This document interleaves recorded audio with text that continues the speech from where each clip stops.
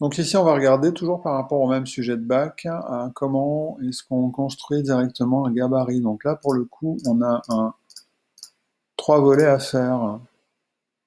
Donc le premier truc, c'est bien sûr d'avoir le format. Le format, c'est, alors je vais le retrouver, 260 par 200. Donc on peut, dans InDesign, se créer un fichier à 260 par 200, et d'ailleurs on peut directement mettre 6 pages, parce que c'est un 3 volets, il y a 3 pages recto, 3 pages verso. 6 pages, surtout pas les pages en vis-à-vis. Et je peux directement d'ailleurs, puisqu'elles me sont données, indiquer les marges. Elles me sont données ici, 30 en haut, 16 en bas et 8 sur les côtés. 30 en haut, alors hop, enlever ça, 16 en bas, 8 sur les côtés, et je vais même mettre mon fond perdu. Voilà, comme ça il va se coller partout. Tac, je me retrouve avec 6 pages. Là, il va falloir que je vienne les mettre les unes à côté des autres. Donc je prends les 6 dans ma palette de pages, et il va falloir dans le petit menu de la palette de pages que je vienne décocher, autoriser la réorganisation des planches. Ce qui n'est pas logique, mais c'est un problème de traduction par rapport à l'américain, puisque c'est un logiciel américain. Après, je vais pouvoir venir déplacer mes pages et les mettre les unes à côté des autres, fois 2. Voilà, pour me retrouver avec mon 3 volets, puis c'est un pli accordéon, je crois. Voilà. Ensuite, si j'ai des folios dans mes pages, et je crois que j'en ai, oui, et je vais voir qu'en fait, le déroulé de mon... Alors la couve qui va être ici, la page 1 qui sera complètement à droite, moi, sur mon document de base, bien sûr, la page 1, elle est ici. Donc, pour avoir les bons numéros de page aux bons endroits, en fait, donc, je vais vous mettre, pour qu'on y voit clair,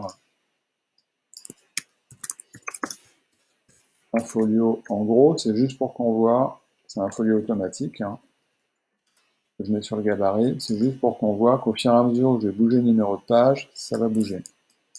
Donc là, en fait, on me dit que celle-là, c'est la 4 et la 5. Donc je vais faire démarrer celle-là en 4, ce qui est actuellement la page 1. Je la sélectionne dans ma palette de pages, je lui fais un clic droit dessus, option numérotation et de section, et je la fais démarrer en 4. Donc il me fait suivre la suivante en 5, c'est très bien. Celle-là, je veux que ce soit la 1, et ben je la fais redémarrer en 1, je la sélectionne, je fais un clic droit dessus, option numérotation et de section.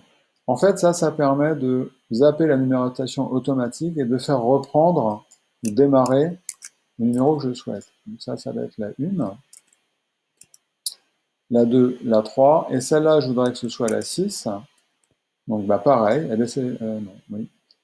Je lui fais un clic droit dessus, de la même façon, option numérotation et de section, et je lui dis toi, tu démarres en 6.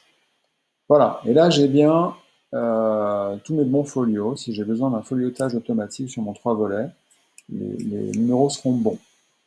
Ensuite de ça, sur ce 3 volets, j'ai une grille modulaire à installer. Donc les marges, elles sont déjà installées parce que je les ai mises lorsque j'ai créé mon document, donc ça c'est bon. J'ai juste ma grille modulaire, on me dit que c'est 3 colonnes sur 2 lignes, alignées sur les marges avec des gouttières à 8. Je vais venir directement dans mon gabarit, je double-clique sur mon gabarit, et mes repères, je vais les installer ici. Je vous recommande de changer les couleurs des repères, parce que le cyan à 5% qui est installé d'origine, moi je trouve que ça ne se voit pas du tout. Moi j'aime bien mettre dans une autre couleur.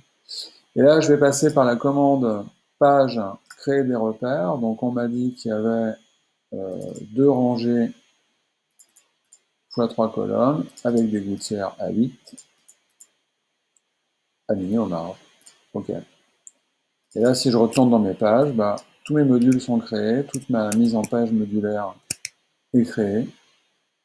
Le dernier truc que je vais avoir à faire avant de commencer ma mise en page, c'est de régler ma grille de base, puisqu'on me dit ici qu'il faut un pas de 15 et un démarrage à 35 mm. Donc ça, c'est dans les préférences d'InDesign.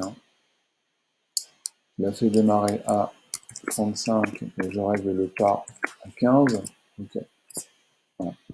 Et là, je vais pouvoir me démarrer ma mise en page. Normalement, ça devrait bien se passer.